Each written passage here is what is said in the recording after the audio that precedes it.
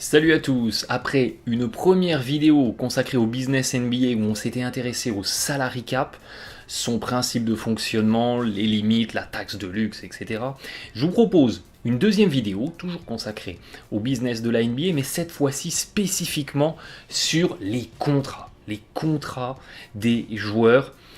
Vous pensiez que le salary cap était une usine à gaz? Eh bien, préparez les cachets d'aspirine parce que pour ce qui est des contrats et de la façon dont on rémunère les joueurs NBA, eh bien, c'est encore plus compliqué. Donc, j'espère que cette vidéo va vous aider. Je vais essayer de faire le plus simple et le plus pédagogique possible, mais sortez vos cahiers, préparez-vous à vous concentrer, ça va demander pas mal d'attention. Alors, le business des contrats joueurs, des contrats de rémunération des joueurs en NBA, comment ça se passe? Eh bien, on le disait, c'est une usine à gaz. C'est un petit peu compliqué, mais on va essayer de décortiquer tout ça. Le principe, c'est que c'est très encadré. Les équipes ne font pas ce qu'elles veulent. Il y a un cadre qu'elles sont obligées de respecter. Un cadre qui définit un salaire minimum, un salaire maximum, des durées maximum, des durées minimum. Bref, au pays du libéralisme, une nouvelle fois, eh bien tout ça est très réglementé et la liberté des équipes est très restreinte avec toujours le même objectif, avoir quelque chose d'harmonisé et essayer d'éviter que les équipes les plus riches eh bien, attirent les meilleurs joueurs en les signant sur des durées et sur des montants qui seraient absolument immatchables par des équipes un petit peu moins riches. Donc c'est vraiment une volonté d'harmoniser et de donner à chacun sa même chance. La spécificité aussi, on va le décortiquer, c'est que les salaires, eh bien, ils sont pas les mêmes pour tout le monde. Ça dépend beaucoup de l'ancienneté. Il y a vraiment une prime à l'ancienneté en NBA pour ce qui est d'atteindre un salaire maximum, également un salaire minimum, et les durées vont être aussi fonction de l'acquisition ou non de droits bird. Je vous renvoie vers la première vidéo sur le salary cap pour comprendre ces notions, sur le statut du joueur, bref. Il y a beaucoup de conditions. C'est pour ça que ça peut être un petit peu compliqué. On va commencer par le commencement. On va commencer par les rookies. Les rookies du premier tour. Eh bien, la rémunération qui est accordée aux rookies est très encadrée.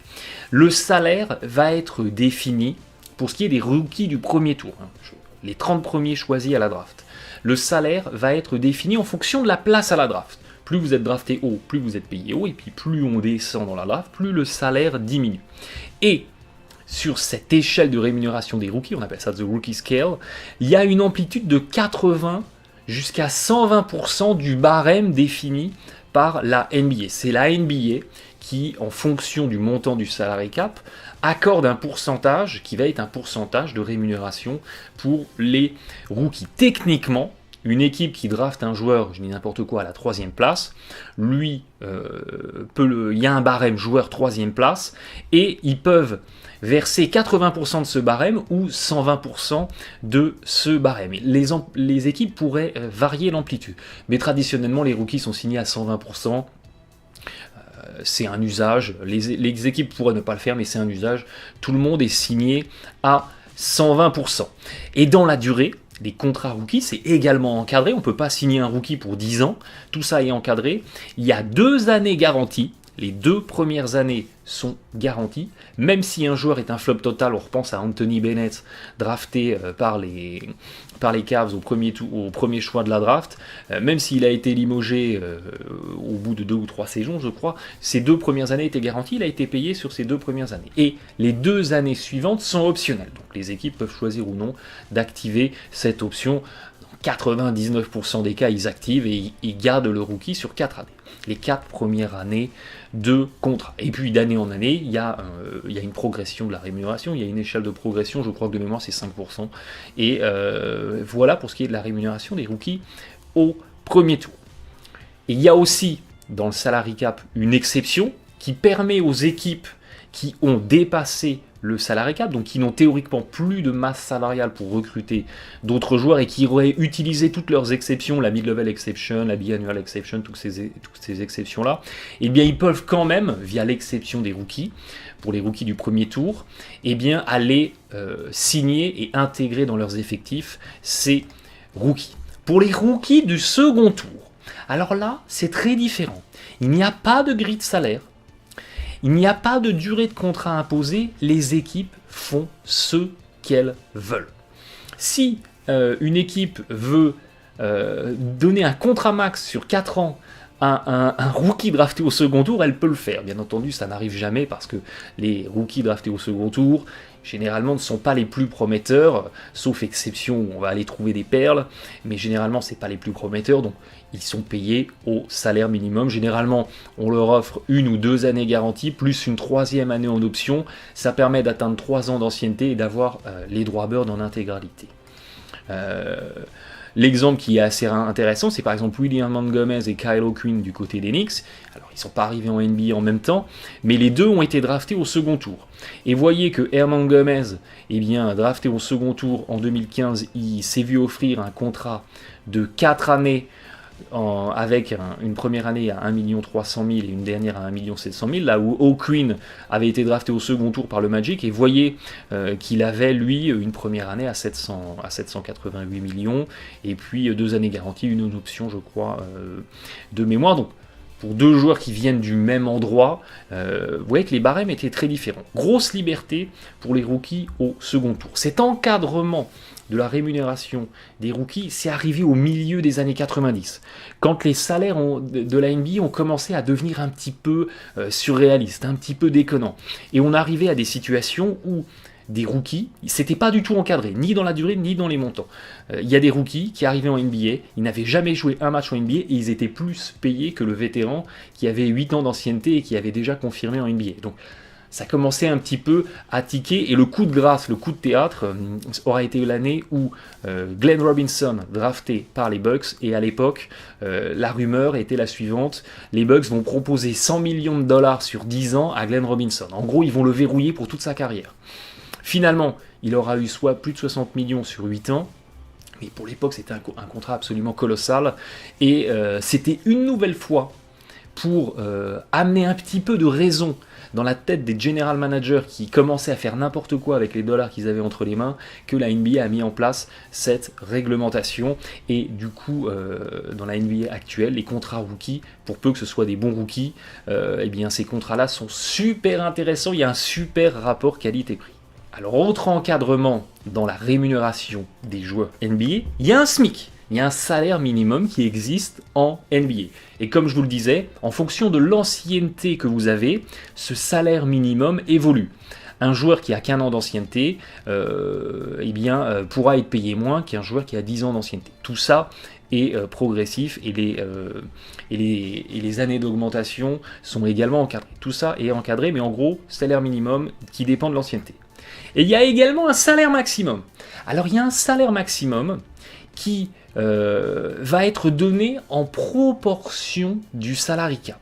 Donc on ne va pas donner un montant, on va dire que ce salaire maximum va être soit 25, soit 30, soit 35% du salary cap, et puis après, en faisant un calcul par rapport au montant défini par la NBA du salary cap, de la masse salariale des équipes, eh bien ça devient un montant maximum de rémunération sur la première année d'un contrat.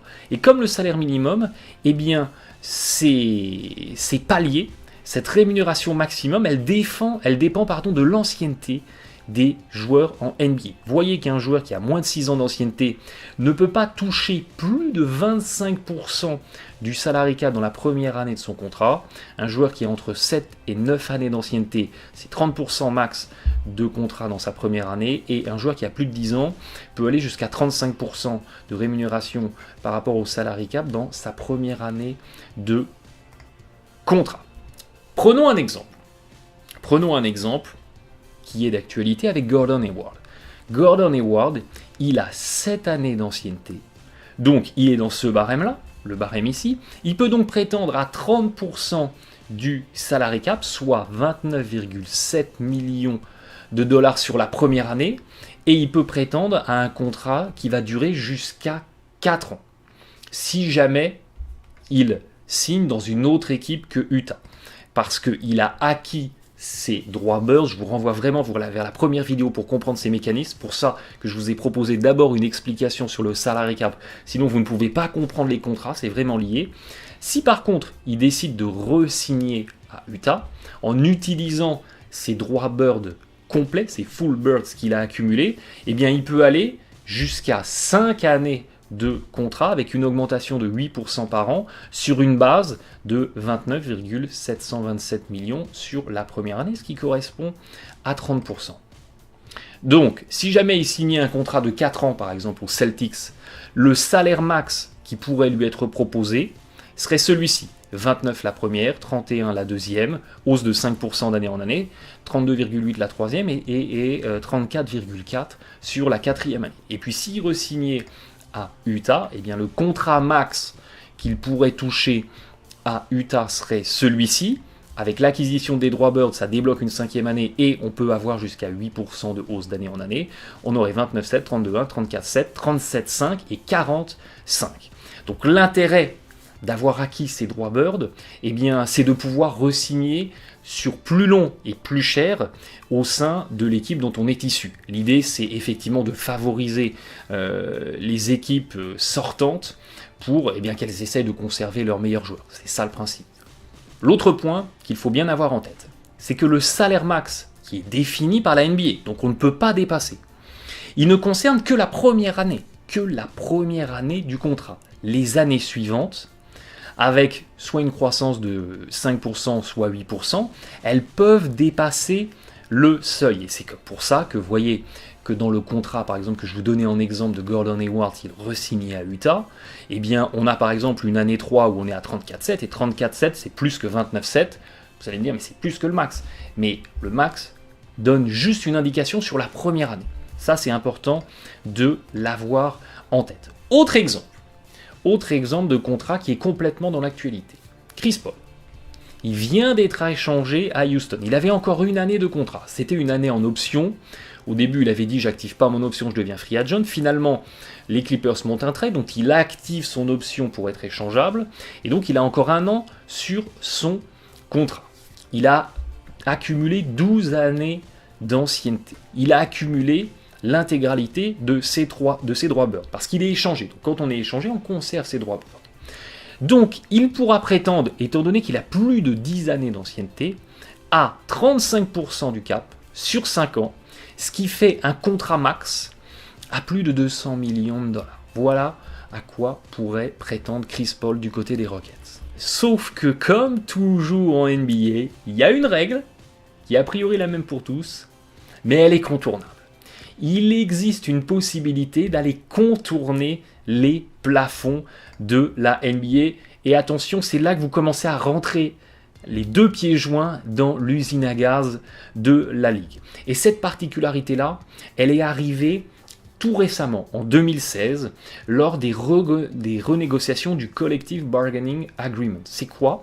C'est en fait une convention collective de la NBA qui est négociée entre le syndicat des joueurs, entre les propriétaires et entre la NBA. Tout le monde se met d'accord sur la façon dont tout le monde va gagner de l'argent.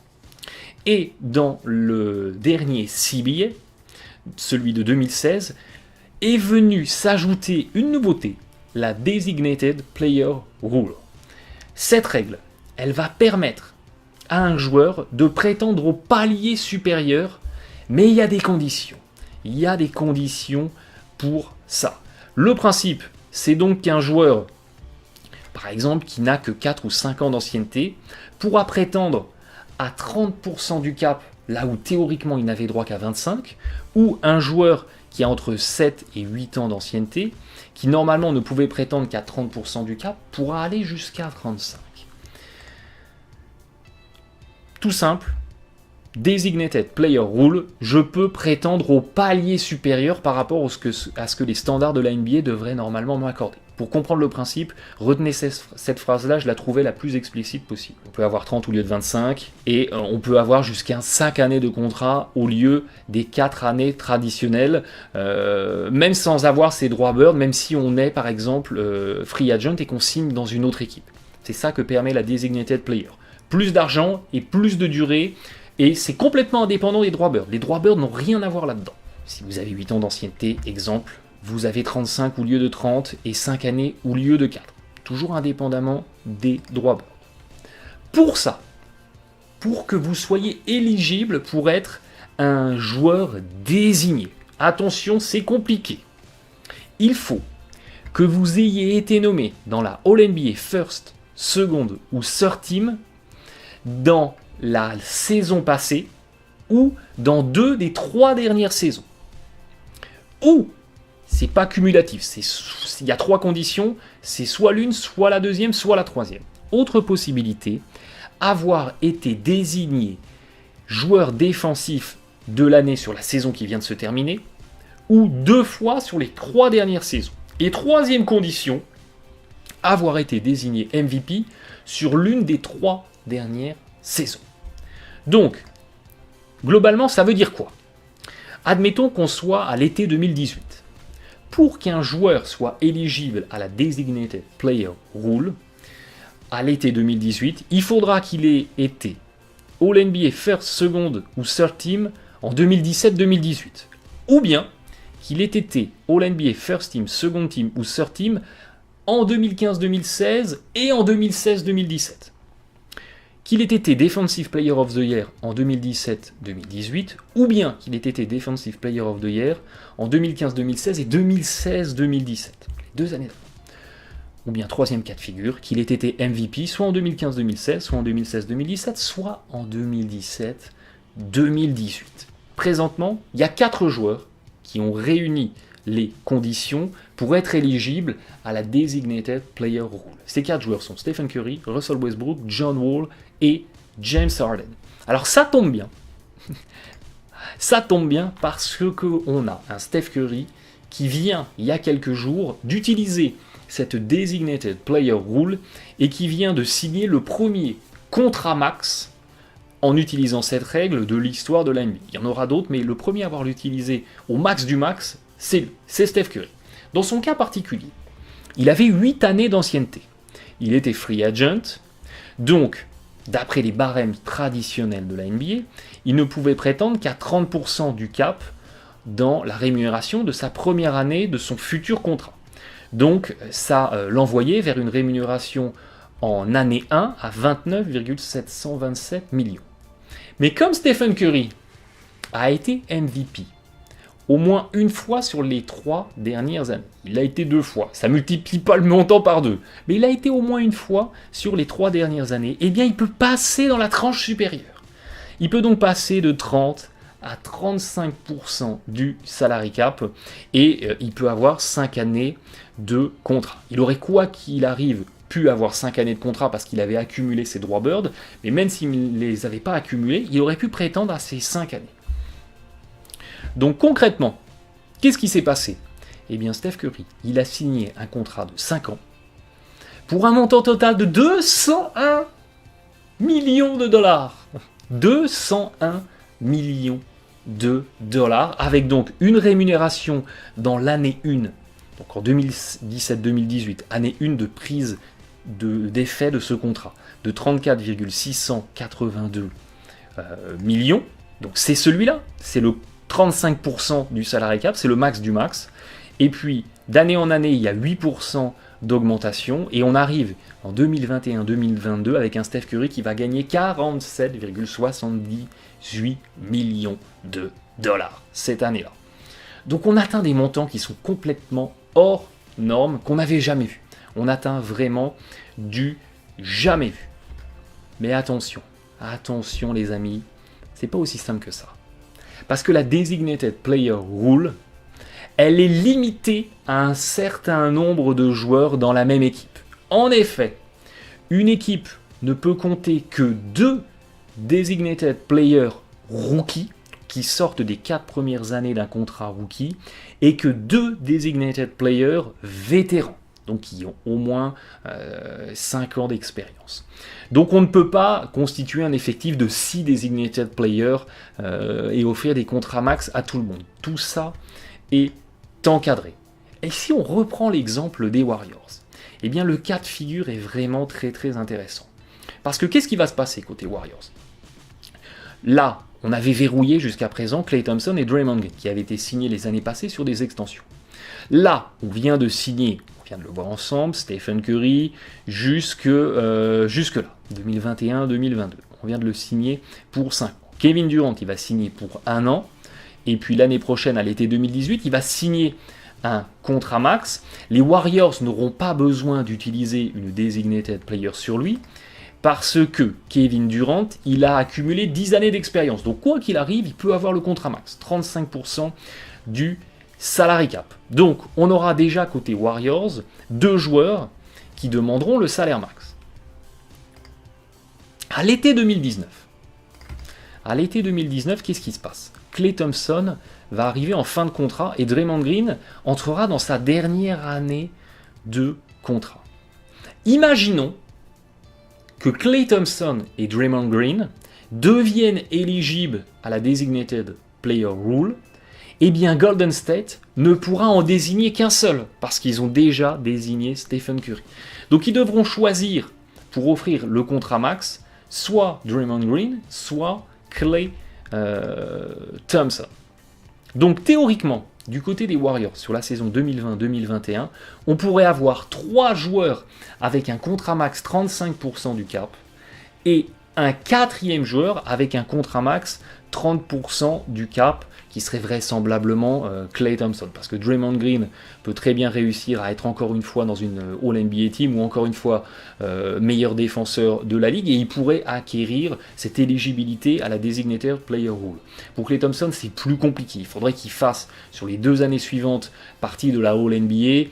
Ça paraît compliqué tellement, effectivement, du côté des Warriors, il y a du talent, et ça, c'est peu évident de se mettre en valeur, surtout dans un registre de scoring comme Klay Thompson, même si c'est un excellent défenseur, peu probable qu'il soit défenseur de l'année. Toujours est-il qu'en 2020-2021, côté Warriors, on pourrait avoir 160 millions de dollars qui sont dépensés pour seulement 4 joueurs. Ça serait du jamais vu. Si on part du principe qu'en plus de ces 160 millions de dollars, les Warriors dépensent à peu près 40 millions pour compléter l'effectif. Parce que jusqu'à preuve du contraire, la NBA n'est pas un championnat de 4 contre 4, il va falloir une quinzaine de joueurs dans l'effectif. On va arriver à la saison 2020-2021 à 200 millions de masse salariale. Dans la mesure où les Warriors seront des récidivistes, ils auront déjà dépassé la taxe de luxe sur les années précédentes, eh bien ils vont payer le super taxe de luxe. Et Golden State, en 2020-2021, pourrait arriver à 375 millions de dollars de pénalité, 375 millions de dollars de taxes de luxe, qui nous ferait une enveloppe globale de masse salariale de 575 millions. C'est pratiquement la valeur d'une équipe d'un petit marché type les Milwaukee Bucks. Ça serait du jamais vu. Ça serait du complètement hors norme. Donc les Warriors, même si leur avenir sportivement paraît radieux, économiquement, il va falloir soit se séparer de quelqu'un, soit que quelqu'un accepte de faire un sacrifice financier, soit les Warriors vont y aller en mode YOLO, allez c'est pas grave, on y va, et on va devoir sortir un sacré carnet de chèques pour payer cette énorme taxe de luxe. Alors l'effet pervers de ce principe de désignation, c'est que, et vous en avez sans doute entendu parler, des joueurs qui n'ont pas été sélectionnés dans les équipes All-NBA, des joueurs de qualité, eh bien, ne sont pas dans une possibilité de se voir proposer cette Designated Player Rule, et ne pourront donc pas prétendre au salaire max, au max du max, en vigueur en NBA. On pense à des joueurs comme Gordon Hayward, comme Paul George. Alors on va pas non plus pleurer au-dessus de leur épaule, parce qu'au lieu de toucher 35, ils toucheront 30. À ce niveau-là de rémunération, c'est peut-être pas non plus dramatique. Et si jamais ils veulent s'en sortir d'une autre façon, eh bien ils signent un contrat de 2 ans, et au bout de 2 ans, ils signent un contrat max, ils auront plus de 10 années d'expérience, et ils pourront l'avoir enfin, leur contrat max. Mais voilà, l'effet pervers de ces Designated Player Rules, c'est que certains joueurs qui sont pourtant des bons joueurs, eh bien ne pourront pas prétendre au salaire max. Alors toujours, pour ce qui est du domaine des contrats, il y a une règle qui a été modifiée, qui a évolué là en 2016 avec le CBA de 2016, c'est ce qu'on appelle la Over 38 Rule, qui est en fait une limite d'âge qui était avant 2016 une limite à 36 ans, qui est passée maintenant à 38 ans. Le principe, il est très très simple. Il est impossible de signer un joueur pour un contrat d'une durée de 4 ou 5 ans si, pendant la validité de ce contrat, le joueur atteint ou dépasse l'âge de 38 ans. C'était 36 ans auparavant. Ça bénéficie à des joueurs comme Chris Paul ou LeBron James qui vont pouvoir signer des contrats max sur une très longue durée et un très gros montant sur la fin de leur carrière. Tiens, c'est bizarre. Est-ce que Chris Paul et LeBron James ne feraient pas partie du syndicat des joueurs? Petit aparté. Alors ce qui est intéressant, c'est que ce cas de figure s'est représenté tout dernièrement là, dans l'actualité de la NBA, parce que on a eu le cas avec Néné, l'intérieur des Rockets. Houston a proposé à Néné 15 millions sur 4 années. Le seul problème, c'est que Néné aura 38 ans avant la fin de ce contrat de 4 années. C'était un contournement de la règle et le deal a été annulé par la NBA. Alors, j'en ai pas non plus parlé en détail, je ne vais pas m'étendre là-dessus, mais il existe aussi des possibilités de rajouter des années en option joueur ou option équipe. Vous pouvez par exemple décider de signer un joueur pour 3 ans garantis. Les contrats NBA sont toujours garantis. Donc quand vous signez quelqu'un pour 3 ans, même si au bout d'1 an vous décidez de le licencier, vous devriez payer ces 3 années. C'est le principe du contrat garanti en NBA. C'est pas le cas par exemple en NFL et c'est pour ça qu'il y a plein de joueurs de NFL qui font faillite parce qu'on leur promet des énormes contrats sur 6, 7, 8 ans et puis au bout de 2 saisons ils sont virés. Derrière, ils ne touchent pas les sommes promises et c'est la banqueroute. NBA, contrat garanti, possibilité d'avoir des options. Option équipe, dans une dernière année de contrat, l'équipe peut décider d'activer ou non cette dernière année, ou option joueur, le joueur peut décider ou non d'activer une dernière année sur un contrat selon son souhait de redevenir free agent pour renégocier plus, ou dans son souhait de continuer avec la même équipe. Il y a aussi dans les contrats ce qu'on appelle des early termination option. C'est la capacité d'interrompre le contrat à une date qui a été prédéfinie. C'est généralement 2 années avant la fin du contrat. Donc c'est un petit peu comme si vous aviez 2 années en option. Ça ne s'appelle pas comme ça s'appelle une clause de rupture entre guillemets conventionnelle si vous voulez. Mais voilà, c'est aussi des cas de figure qui peuvent exister dans des contrats et tout ça est négocié d'un accord à un accord entre l'équipe et le joueur impliqué. Donc vous voyez que le business du sport professionnel autour de la NBA, c'est devenu une véritable usine à gaz. Il y a des tas de clauses, il y a des tas de conditions, il y a des tas de moyens de contourner les conditions, il y a des tas d'exceptions, bref. Plus que jamais, les joueurs NBA vont avoir besoin d'un agent. Et des agents qui sont devenus des experts comptables et des fiscalistes avant d'être des conseillers sportifs. Voilà où on en est arrivé.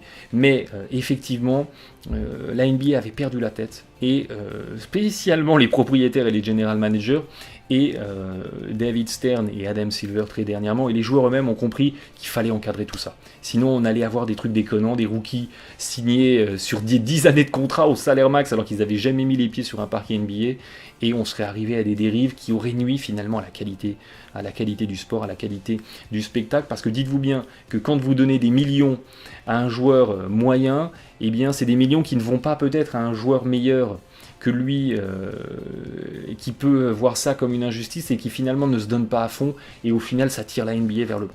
Donc ça permettait d'essayer de sortir la NBA vers le haut. On verra si c'est ce qui arrive, espérons-le.